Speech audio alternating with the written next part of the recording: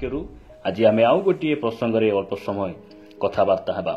ଆଜି ଆମେ ଯେଉଁ ପ୍ରସଙ୍ଗରେ କଥାବାର୍ତ୍ତା ହେବା ସେହି ପ୍ରସଙ୍ଗର ଶୀର୍ଷକ ହେଲା ଯୀଶୁଖ୍ରୀଷ୍ଟ କେଉଁ ଧର୍ମର ପ୍ରଭୁ ଅଟନ୍ତି। ଆଜିର ପ୍ରସଙ୍ଗ ହେଲା ଯୀଶୁଖ୍ରୀଷ୍ଟ କେଉଁ ଧର୍ମର ପରମେଶ୍ୱର ଅଟନ୍ତି। ଏହି ପ୍ରସଙ୍ଗରେ ଆମେ ପବିତ୍ର ବାଇବଲରୁ ଅଳ୍ପ ସମୟ ଆମେ ଧ୍ୟାନ କରି ଦେଖିବା। ଆପଣମାନେ ନିଶ୍ଚିତ ଭାବରେ ଶୁଣିଥିବେ ଯେ ଆମ ରାଜ୍ୟର ଆମ ଦେଶର ଅନେକ ଭାଇ ଭଉଣୀମାନେ ସେମାନେ କହନ୍ତି ଯେ ଯୀଶୁଖ୍ରୀଷ୍ଟ ସେ ଆମ ଦେଶର ପ୍ରଭୁ ନୁହନ୍ତି, ଯୀଶୁଖ୍ରୀଷ୍ଟ ସେ ବିଦେଶୀୟ ଭଗବାନ ଅଟନ୍ତି, ଯୀଶୁଖ୍ରୀଷ୍ଟ ସେ ଖ୍ରୀଷ୍ଟିଆନ ମାନଙ୍କର ଭଗବାନ ଅଟନ୍ତି। ଏହି ପ୍ରକାର ଅନେକ କଥା ଆପଣମାନେ ନିଶ୍ଚିତ ଭାବରେ ଶୁଣିଥିବେ।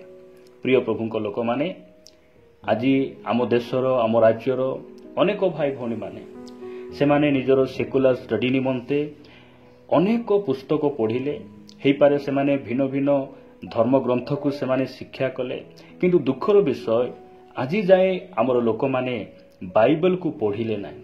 ସେଥିପାଇଁ ସେମାନେ ଯୀଶୁଖ୍ରୀଷ୍ଟଙ୍କୁ ଜାଣିପାରୁନାହାନ୍ତି। ବାଇବଲ ବିନା ଆପଣା ପରମେଶ୍ୱରଙ୍କୁ ଜାଣିବା ଅସମ୍ଭବ ଅଟେ। ସେଥିପାଇଁ ଆମେ ଆପଣା ପରମେଶ୍ୱରଙ୍କୁ ଜାଣିବାକୁ ହେଲେ, ନିଜର ସୃଷ୍ଟିକର୍ତ୍ତାଙ୍କୁ ଜାଣିବାକୁ ହେଲେ ବାଇବଲ ପଢ଼ିବା ଆବଶ୍ୟକ ରହିଛି। ସେମାନେ ବାଇବଲ ପଢ଼ି ନାହାନ୍ତି। ସେମାନଙ୍କର ମନର ଚିନ୍ତା, ନିଜର ବୁଦ୍ଧି, ନିଜର ଇଚ୍ଛାରେ ସେମାନେ ଯାହା ମଧ୍ୟ ସେମାନେ କହିଦିଅନ୍ତି। ଯୀଶୁଖ୍ରୀଷ୍ଟ କେଉଁ ଧର୍ମର ଅଟନ୍ତି, ଏହି କଥା ବାଇବେଲ ଆମ୍ଭମାନଙ୍କୁ କ'ଣ କହେ? ମୁଁ ଆପଣମାନଙ୍କୁ କହିବା ପାଇଁ ଚାହେଁ। ଯେଉଁମାନେ ମୋତେ ଶୁଣୁଛନ୍ତି, ଆପଣ ହେଇପାରେ ଖ୍ରୀଷ୍ଟିଆନ ହେଇପାରନ୍ତି, ଅଣଖ୍ରୀଷ୍ଟିଆନ ଭାଇ ଭଉଣୀ ଆପଣ ହେଇପାରନ୍ତି। ବାଇବେଲ ଆମମାନଙ୍କୁ କହେ ଯେ ପ୍ରଭୁ ଯୀଶୁଖ୍ରୀଷ୍ଟ ସେ କୌଣସି ଧର୍ମର ନୁହନ୍ତି। ଏହା ଆମେ ପ୍ରଥମରେ ଜାଣିବା ଆବଶ୍ୟକ ରହିଛି ଯେ ଯୀଶୁଖ୍ରୀଷ୍ଟ ସେ କୌଣସି ଧର୍ମର ନୁହନ୍ତି, ଯୀଶୁଖ୍ରୀଷ୍ଟ ସେ ସମଗ୍ର ମାନବ ଜାତିର ପ୍ରଭୁ ଅଟନ୍ତି। ଏଇଟାକୁ ଆମେ ଜାଣିବା ଆବଶ୍ୟକ ରହିଛି। ଯୀଶୁଖ୍ରୀଷ୍ଟ କୌଣସି ଦେଶରୁ ଆସିନଥିଲେ, ଆମେରିକା କିମ୍ବା ଇସ୍ରାଏଲ ଦେଶ କୌଣସି ଗାଁରୁ, ସେ ମାଟି ଭିତରରୁ କୌଣସି ସ୍ଥାନରୁ ସେ ଆସିନଥିଲେ। ବାଇବେଲ ଆମମାନଙ୍କୁ କହେ ଯେ ପ୍ରଭୁ ଯୀଶୁଖ୍ରୀଷ୍ଟ ସ୍ୱର୍ଗରୁ ସେ ଆସିଥିଲେ। ଆପଣମାନଙ୍କୁ ବାକ୍ୟରୁ ଗୋଟେ ପଦ ପଢ଼ି ମୁଁ ଆଗକୁ ନେବା ପାଇଁ ଚାହେଁ। ଆପଣମାନେ ମୋ ସହିତ ପଢ଼ିବେ ଗାଲାତୀୟ ପୁସ୍ତକ 4 ଅଧ୍ୟାୟ, ସାଧୁ ପାଉଲଙ୍କ ଦ୍ୱାରା ଲିଖିତ ଗାଲାତୀୟ ମଣ୍ଡଳୀ ନିକଟକୁ ପତ୍ର 4 ଅଧ୍ୟାୟ ତାର 4 ଆଉ 5 ପଦରେ ଲେଖାଯାଏ, କିନ୍ତୁ କାଳ ସମ୍ପୂର୍ଣ୍ଣ ହୁଅନ୍ତେ ଈଶ୍ୱର ଆପଣା ନିକଟରୁ ନିଜ ପୁତ୍ରଙ୍କୁ ପ୍ରେରଣ କଲେ। ସେ ସ୍ତ୍ରୀଜାତ ହୋଇ ବ୍ୟବସ୍ଥାଧୀନ ହେଲେ, ଯେପରି ସେ ମୂଲ୍ୟ ଦେଇ ବ୍ୟବସ୍ଥାଧୀନ ଲୋକମାନଙ୍କୁ ମୁକ୍ତ କରନ୍ତି, ପୁଣି ଆମ୍ଭେମାନେ ପୁତ୍ରତର ଅଧିକାର ପ୍ରାପ୍ତ ହେଉ। ପ୍ରଭୁଙ୍କ ନାମର ଗୌରବ ହେଉ। ଏହି ସ୍ଥାନ ଲେଖାଯାଉଛି, ଯେତେବେଳେ ଯିଶାୟ ଭବିଷ୍ୟତ ବକ୍ତାଙ୍କ ଦ୍ୱାରା ବିଭିନ୍ନ ତାଙ୍କର ଅଭିଷିକ୍ତ ଭବିଷ୍ୟତ ବକ୍ତାମାନଙ୍କ ଦ୍ୱାରା ଯେଉଁ ବାକ୍ୟ ଗୁଡ଼ିକ ସେ କହିଥିଲେ, ତାଙ୍କର ଯେଉଁ ଯୋଜନା ଥିଲା, ତାଙ୍କର ଯେଉଁ ସଂକଳ୍ପ ଥିଲା, ସେହି ସଂକଳ୍ପ ଯେତେବେଳେ ପୂର୍ଣ୍ଣ ହେଉଛି, ସମୟ ଯେତେବେଳେ ଆସୁଛି, ସେହି ସମୟରେ ପରମେଶ୍ୱର କ'ଣ କଲେ? ଆପଣା ପୁତ୍ରଙ୍କୁ ସେ ପ୍ରେରଣ କଲେ। କାଳ ସମ୍ପୂର୍ଣ୍ଣ ହୁଅନ୍ତେ ଉପଯୁକ୍ତ ସମୟରେ, ନିର୍ଦ୍ଧାରିତ ଏକ ସମୟରେ ଆପଣା ପୁତ୍ର ଅର୍ଥାତ୍ ପ୍ରଭୁ ଯୀଶୁଖ୍ରୀଷ୍ଟଙ୍କୁ ସେ ପ୍ରେରଣ କଲେ। କୋଉଠିରୁ ପ୍ରେରଣ କଲେ? ଆପଣା ନିକଟରୁ ପ୍ରେରଣ କଲେ, ଅର୍ଥାତ୍ ସ୍ୱର୍ଗରୁ ଏହି ଧରା ପୃଷ୍ଠକୁ ସେ ପଠାଇଲେ। ସେ କ'ଣ ହେଲେ? ସ୍ତ୍ରୀଜାତ ହୋଇ ବ୍ୟବସ୍ଥାଧୀନ ହେଲେ, ଯେପରି ସେ ବ୍ୟବସ୍ଥାଧୀନରେ ଥିବା ଲୋକମାନଙ୍କୁ କ'ଣ କରନ୍ତି? ସେ ମୁକ୍ତ କରନ୍ତି। ଏହାକୁ ଆମେ ଜାଣି ରଖିବା ଆବଶ୍ୟକ ରହିଛି। ଯୀଶୁଖ୍ରୀଷ୍ଟ କୌଣସି ଦେଶରୁ ସେ ଆସିନଥିଲେ, କୌଣସି ସିଟିରୁ, କୌଣସି ଟାଉନରୁ କିମ୍ବା କୌଣସି ପାହାଡ଼ରୁ ସେ ଆସିନଥିଲେ। ଯୀଶୁଖ୍ରୀଷ୍ଟ ସେ ସ୍ୱର୍ଗରୁ ଆସିଥିଲେ। କାହିଁକି ଆସିଥିଲେ? ଯେପରି ସେ ବ୍ୟବସ୍ଥାଧୀନରେ ଥିବା ଲୋକମାନଙ୍କୁ ସେ କ'ଣ କରିବେ? ମୁକ୍ତ କରିବେ। ଏହି କଥା ଆମେ ଜାଣି ରଖିବା ଆବଶ୍ୟକ ରହିଛି। ପ୍ରଭୁ ଯୀଶୁଖ୍ରୀଷ୍ଟ ଯେତେବେଳେ ସେ ଇସ୍ରାଏଲ ଦେଶରେ ସ୍ତ୍ରୀଜାତ ହୋଇ ସେ ବ୍ୟବସ୍ଥାଧୀନ ହେଲେ, ସେ ମାନବ ରୂପ ଧାରଣ କରି ଆସିଲେ, ଯୀଶୁଖ୍ରୀଷ୍ଟଙ୍କର ଆରମ୍ଭ ତାହା ନୁହେଁ। ଯୀଶୁଖ୍ରୀଷ୍ଟଙ୍କର ଶରୀରର ଆରମ୍ଭ ବେଥଲିହେମରେ ଥିଲା, କିନ୍ତୁ ଯୀଶୁଖ୍ରୀଷ୍ଟଙ୍କର ଅସ୍ତିତ୍ୱ ବେଥଲିହେମରେ ନାହିଁ। ଅନାଦି କାଳରୁ ତାହାଙ୍କର ଅସ୍ତିତ୍ୱ ରହିଛି। ସେ ପରମେଶ୍ୱର ଅଟନ୍ତି। ଏହା ଆମେ ଜାଣି ରଖିବା ଆବଶ୍ୟକ ରହିଛି। ଯଦି ଆପଣମାନେ ମୋ ସହିତ ପଢ଼ିବେ ଯୋହନ ଲିଖିତ ସୁସମାଚାର ତାର 1 ଅଧ୍ୟାୟ 1 ପଦ ଆଉ 2 ପଦରେ ଲେଖାଯାଏ, ଆଦ୍ୟରେ ବାକ୍ୟ ଥିଲେ, ବାକ୍ୟ ଈଶ୍ୱରଙ୍କ ସଙ୍ଗରେ ଥିଲେ, ସେହି ବାକ୍ୟ ଈଶ୍ୱର ଥିଲେ, ସେ ଆଦ୍ୟରେ ଈଶ୍ୱରଙ୍କ ସହିତ ଥିଲେ। ସେ ଆଦ୍ୟରେ ଥିଲେ। ଆଜି ଅନେକ ଭାଇ ଭଉଣୀମାନେ ସେମାନେ କହୁଛନ୍ତି ଯେ ଯୀଶୁଖ୍ରୀଷ୍ଟ ସେ ଆସି 2000 ବର୍ଷ ହେଇଛି। 2000 ବର୍ଷ ତଳେ ତ ଯୀଶୁଖ୍ରୀଷ୍ଟ ଆସିଥିଲେ। 2000 ବର୍ଷ ପୂର୍ବେ ତ ପୃଥିବୀ ଥିଲା, ଲୋକମାନେ ଥିଲେ। ଆଉ ଯୀଶୁଖ୍ରୀଷ୍ଟ କେମିତି ସେ ସୃଷ୍ଟିକର୍ତ୍ତା ହେବେ, ସେ କେମିତି ପରମେଶ୍ୱର ହେବେ, ଏହି ପ୍ରକାର ଅନେକ କଥା ଗୁଡ଼ିକ ଏହି ଦିନ ମାନଙ୍କରେ ଲୋକମାନେ କହୁଛନ୍ତି। ପ୍ରିୟ ଭାଇ ଭଉଣୀମାନେ, ଆମେ ଖ୍ରୀଷ୍ଟ ବିଶ୍ୱାସୀ ଭାବରେ ଏହା ଆମେ ଜାଣି ରଖିବା ଯେ ଯୀଶୁଖ୍ରୀଷ୍ଟଙ୍କର ଆରମ୍ଭ ବେଥଲିହେମରେ ନାହିଁ, ତାହାଙ୍କର ଆରମ୍ଭ ନାହିଁ କିମ୍ବା ତାହାଙ୍କର ଶେଷ ନାହିଁ। କାହିଁକି?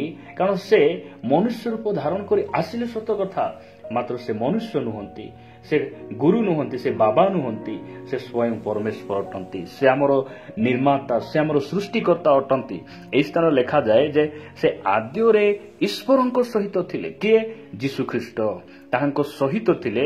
ଆଉ କାଳ ଯେତେବେଳେ ସମ୍ପୂର୍ଣ୍ଣ ହୁଅନ୍ତେ ସେ କ'ଣ କଲେ? ଆପଣା ନିକଟରୁ ଏହି ପୃଥିବୀ ପୃଷ୍ଠକୁ ସେ ପଠାଇଲେ।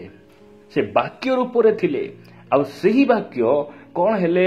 ଦେହବନ୍ତ ହେଲେ। ଯଦି ଆପଣ ଯୋହନ ଲିଖିତ ସୁସମାଚାର ସେହି 1 ଅଧ୍ୟାୟ 14 ପଦ ପଢ଼ିବେ, ଲେଖାଯାଏ, ଆଉ ସେହି ବାକ୍ୟ ଦେହବନ୍ତ ହେଲେ, ପୁଣି ଅନୁଗ୍ରହ ଓ ସତ୍ୟରେ ପରିପୂର୍ଣ୍ଣ ହୋଇ ଆମ୍ଭମାନଙ୍କ ମଧ୍ୟରେ ବାସ କଲେ। ତାହାଙ୍କ ନାମର ଗୌରବ ହେଉ। ପରମେଶ୍ୱର ମନୁଷ୍ୟ ରୂପ ଧାରଣ କରି ସେ ପୃଥିବୀ ପୃଷ୍ଠକୁ ଆସିବା, ଆମ ସହିତ ବସିବା, ଉଠିବା, ଆମ ସହିତ ଚାଲିବା, ସଙ୍ଗରେ ଖାଇବା କେତେ ସୌଭାଗ୍ୟର ବିଷୟ। ମନୁଷ୍ୟ ରୂପ ଧାରଣ କରି ସେ ଆସିଲେ। କାହିଁକି? ସେ ଯେପରି ମନୁଷ୍ୟମାନଙ୍କ ସହିତ ବସିବେ, ଉଠିବେ, ତାଙ୍କୁ କଥା ହେବେ, ଆଉ ସମସ୍ତ ପାପରୁ ସେ ଉଦ୍ଧାର କରିବେ। ଏହି ପୃଥିବୀ ପୃଷ୍ଠରେ ମନୁଷ୍ୟର ପାପକୁ ବୋହି ନେଇ ଯିବା ପାଇଁ କୌଣସି ବ୍ୟକ୍ତି ଆସିଲେ ନାହିଁ। ଅନେକଙ୍କର ରକ୍ତ ନେବା ପାଇଁ ଆସିଲେ, ଅନେକଙ୍କୁ ମାରିବା ପାଇଁ ଆସିଲେ, ମାତ୍ର ଧନ୍ୟ ଆମ୍ଭମାନଙ୍କ ପରମେଶ୍ୱର ସେ କାହାକୁ ମାରିବା ପାଇଁ ଆସିଲେ ନାହିଁ, କାହାର ରକ୍ତକୁ ମାଗିବା ପାଇଁ ସେ ଆସିଲେ ନାହିଁ। ସେ ନିଜ ରକ୍ତକୁ ଝରାଇ ଦେଲେ, ନିଜକୁ ବଳିଦାନ କରି ସେ ମାନବ ଜାତିର ପରିତ୍ରାଣକୁ ସେ କ୍ରୁଶରେ ସାଧନ କଲେ। ଆଜି ଯେ ତାଙ୍କୁ ବିଶ୍ୱାସ କରିବ ସେ ବିନାଶ ନ ହୋଇ, ବିନଷ୍ଟ ନ ହୋଇ କ'ଣ ହେବ? ଅନନ୍ତ ଜୀବନ ପ୍ରାପ୍ତ ହେବ। ଯଦି ଆପଣ ପଢ଼ିବେ ଯୋହନ ଲିଖିତ ସୁସମାଚାର ସେହି 3 ଅଧ୍ୟାୟ 16 ପଦ ଯଦି ପଢ଼ିବେ, ଲେଖାଯାଏ, କାରଣ ଈଶ୍ୱର ଜଗତକୁ ଏଡ଼େ ପ୍ରେମ କଲେ ଯେ ସେ ଆପଣା ଅଦ୍ୱିତୀୟ ପୁତ୍ରଙ୍କୁ ଦାନ କଲେ, ଯେପରି ଯେ କେହି ତାହାଙ୍କଠାରେ ବିଶ୍ୱାସ କରେ ସେ ବିନଷ୍ଟ ନ ହୋଇ ଅନନ୍ତ ଜୀବନ ପ୍ରାପ୍ତ ହୁଏ। ତାହାଙ୍କ ନାମର ଗୌରବ ହେଉ। ପ୍ରିୟ ଭାଇ ଭଉଣୀମାନେ, ଆପଣ ଯେ କେହି ନା ହୁଅନ୍ତୁ ନା କାହିଁକି, ଯଦି ଆପଣ ଆଜି ଯୀଶୁଙ୍କୁ ବିଶ୍ୱାସ କରିବେ ଯେ ସେ ଈଶ୍ୱରଙ୍କ ପୁତ୍ର, ମୋ ପାପ ନିମନ୍ତେ ସେ ଆପଣାକୁ ସେ ବଳିଦାନ କଲେ, ମୋତେ ଉଦ୍ଧାର କରିବା ପାଇଁ ଏହି ପୃଥିବୀ ପୃଷ୍ଠରେ ମାନବ ରୂପ ଧାରଣ କରି ଆସିଲେ, ଆଉ ସେ ତୃତୀୟ ଦିବସରେ ଉତ୍ଥିତ ହେଲେ, ଯଦି ଆପଣ ତାହାଙ୍କୁ ବିଶ୍ୱାସ କରିବେ ଆପଣ ବିନାଶରୁ ରକ୍ଷା ପାଇବେ। କେଉଁ ବିନାଶ? ମନୁଷ୍ୟ ନିମନ୍ତେ ବାଇବଲ କହେ 2 ପ୍ରକାର ମୃତ୍ୟୁ। ଗୋଟେ ହେଲା ଶାରୀରିକ ମୃତ୍ୟୁ, ଆଉ ଗୋଟେ ହେଲା ଆତ୍ମାର ମୃତ୍ୟୁ, ଅର୍ଥାତ୍ ଦ୍ୱିତୀୟ ମୃତ୍ୟୁ ବା ଅନନ୍ତ କାଳର ମୃତ୍ୟୁ। ସେହି ଅନନ୍ତ କାଳରୁ ଆପଣ, ସେହି ଅନନ୍ତ କାଳର ମୃତ୍ୟୁରୁ ଆପଣ ରକ୍ଷା ପାଇବେ। ପରମେଶ୍ୱର ଆମମାନଙ୍କୁ ଅନୁଗ୍ରହ କରନ୍ତୁ। ପ୍ରିୟ ପ୍ରଭୁଙ୍କ ଲୋକମାନେ, ପରମେଶ୍ୱର ଅର୍ଥାତ୍ ପ୍ରଭୁ ଯୀଶୁଖ୍ରୀଷ୍ଟ ସେ ବିଦେଶୀୟ ପ୍ରଭୁ ନୁହନ୍ତି, ସେ ସ୍ୱର୍ଗର ପରମେଶ୍ୱର ଅଟନ୍ତି। ପ୍ରଭୁ ଯୀଶୁଖ୍ରୀଷ୍ଟ କୌଣସି ଧର୍ମର ନୁହନ୍ତି, ସେ ସମସ୍ତ ମାନବ ଜାତିର ପରମେଶ୍ୱର ଅଟନ୍ତି। ଯଦି ଆପଣ ପଢ଼ିବେ ପ୍ରେରିତ ପୁସ୍ତକ 10 ଅଧ୍ୟାୟ 36 ପଦ, ଲେଖାଯାଏ, ସେ ତ ଯୀଶୁଖ୍ରୀଷ୍ଟଙ୍କ ଦ୍ୱାରା ଶାନ୍ତିର ସୁସମାଚାର ପ୍ରଚାର କରାଇ ଇସ୍ରାଏଲ ସନ୍ତାନମାନଙ୍କ ନିକଟରେ ଏହି ବାକ୍ୟ ପ୍ରେରଣ କଲେ, ସେହି ଯୀଶୁଖ୍ରୀଷ୍ଟ ସମସ୍ତଙ୍କର ପ୍ରଭୁ। ଯୀଶୁଖ୍ରୀଷ୍ଟ ଖ୍ରୀଷ୍ଟିଆନ ମାନଙ୍କର ପ୍ରଭୁ ନୁହନ୍ତି।